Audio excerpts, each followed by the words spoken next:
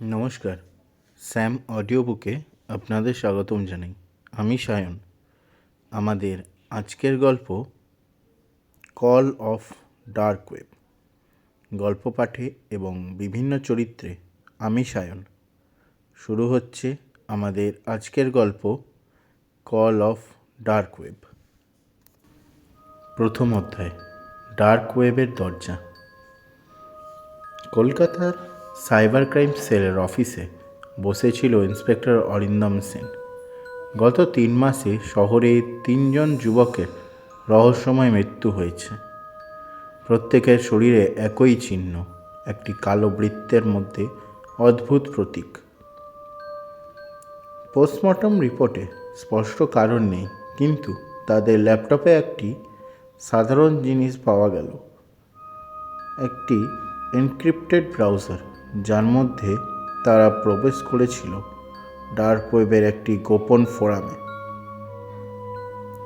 Shadow ritual. IT বিশেষজ্ঞ মৈত্রেয়ী বলল, sir, এটা সাধারণ হ্যাকিং সাইট নয়।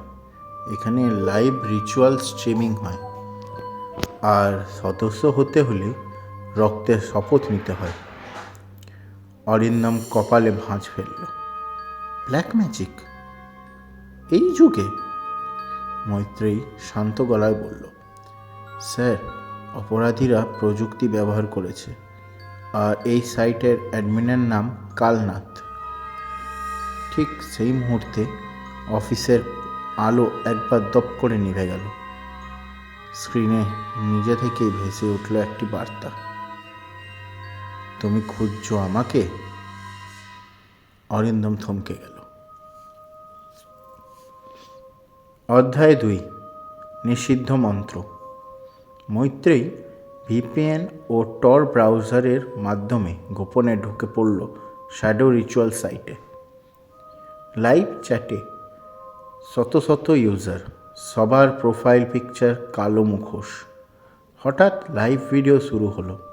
একটি অন্ধকার ঘর, মাঝখানে লাল মোমবাতি। একজন কালো আলখাল্লা পরা ব্যক্তি মন্ত্র পড়ছে।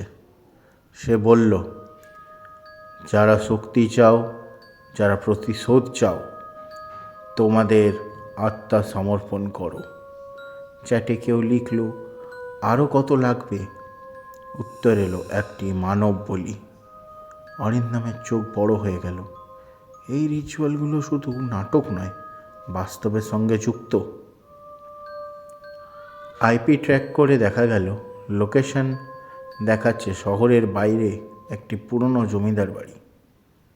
অরিন্দম দল নিয়ে রওনা দিল, কিন্তু সেখানে পৌঁছে তারা পেল শুধু ফাঁকা বাড়ি, আর মাটিতে আকাশে একই প্রতীক।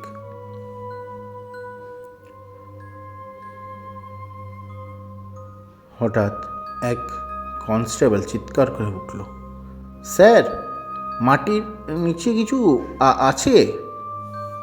মাটি খুঁড়তে বেরিয়ে এলো একটি কফিন, ভিতরে মৃতদেহ, চতুর্থ শিকার। আর তার হাতে ধরা একটি মোবাইল ফোনে লাইভ স্ট্রিম চলছিল। তৃতীয় অধ্যায়, কালনাথের পরিচয়।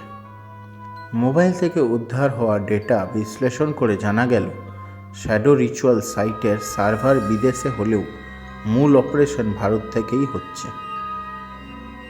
একটি নাম উঠে এলো, ডক্টর সৌগত মুখার্জি। একসময় তিনি ছিলেন বিখ্যাত সাইবার সিকিউরিটি বিশেষজ্ঞ, পরে নিখোঁজ হয়ে যান। তদন্তেই জানা গেল, তিনি কালো জাদু ও তন্ত্রমন্ত্র নিয়ে গবেষণা করতেন। তার ব্যক্তিগত ডায়েরিতে লেখা, প্রযুক্তি আর প্রাচীন তন্ত্র দুটো এক হলে মানুষ ঈশ্বরের শক্তি পেতে পারে। অরিন্দম বুঝল, কালনাথ আসলে সৌগত। কিন্তু সবচেয়ে ভয়ঙ্কর তথ্যটি ছিল অন্য। প্রতিটি শিকার স্বেচ্ছায় রিচুয়ালে অংশ নিয়েছিল। তারা চেয়েছিল অর্থ, প্রতিশোধ বা ক্ষমতা। শেষ লাইনে ডায়েরিতে লেখা, শেষ রিচুয়াল হবে পূর্ণিমার রাতে, আর একজন পুলিশ অফিসার হবে আমার চূড়ান্ত বলি। অরিন্দমের বুক কেঁপে উঠল।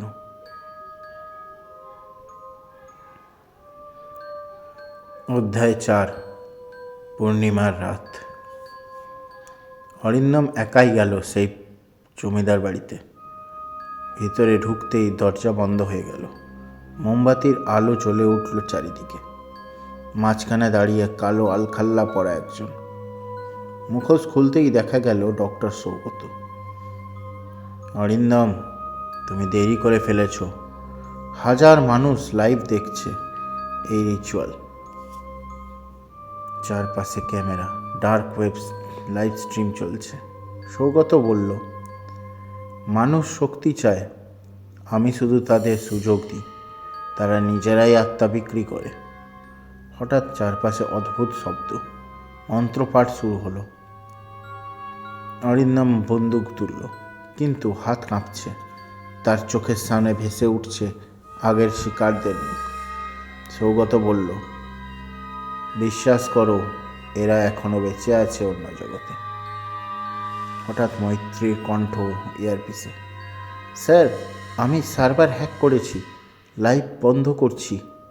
ঠিক সেই মুহূর্তেই আলো নিভে গেল। গুলির শব্দ, নিস্তব্ধতা। অধ্যায় 5, শেষ অধ্যায়, অন্ধজালের শেষ।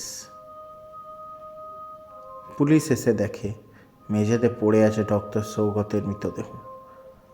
অরিন্দম অচেতন অবস্থায় পড়েছিল, কিন্তু বেঁচে গেছে। সব সার্ভার সিজ করা হলো। Shadow ritual site offline. Case closed. দাঁড়ান,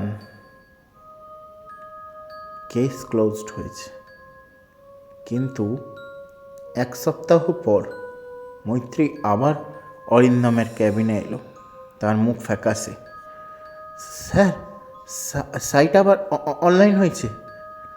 স্ক্রিনে ভেসে উঠল নতুন বার্তা, কাল নার্থ নেভার ডাইজ। আর লাইভ ভিডিওতে দেখা গেল একটি নতুন মুখোশধারী ব্যক্তি মন্ত্র পড়ছে। চ্যাটে হাজার হাজার মানুষ লিখছে, আমি প্রস্তুত। অরিন্দম ধীরে ধীরে স্ক্রিনের দিকে তাকালো।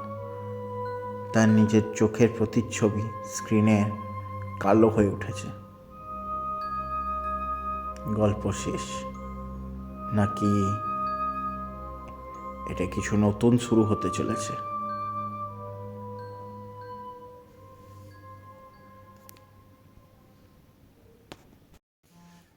আপনারা শুনছিলেন কল অফ ডার্ক ওয়েব। গল্প পাঠে এবং বিভিন্ন চরিত্রে আমি সায়ন। গল্পটি আপনাদের কেমন লাগলো অবশ্যই কমেন্ট করে জানাবেন। আর এইরকম আরও গল্প পেতে আমাদের চ্যানেলটি সাবস্ক্রাইব করে পাশে থাকা বেল আইকনটি প্রেস করে দেবেন, যাতে যখনই আমরা নতুন গল্প আপলোড করব সবার আগে আপনাদের কাছে এসে পৌঁছায়। আর কিছু প্রবলেমের জন্য আমি অনেক দিন গল্প দিতে পারিনি, তার জন্য আপনাদের কাছে ক্ষমা প্রার্থী। আপনারা এইভাবেই সাপোর্ট করে থাকুন। আমি এবার থেকে কন্টিনিউ গল্প আপলোড করব।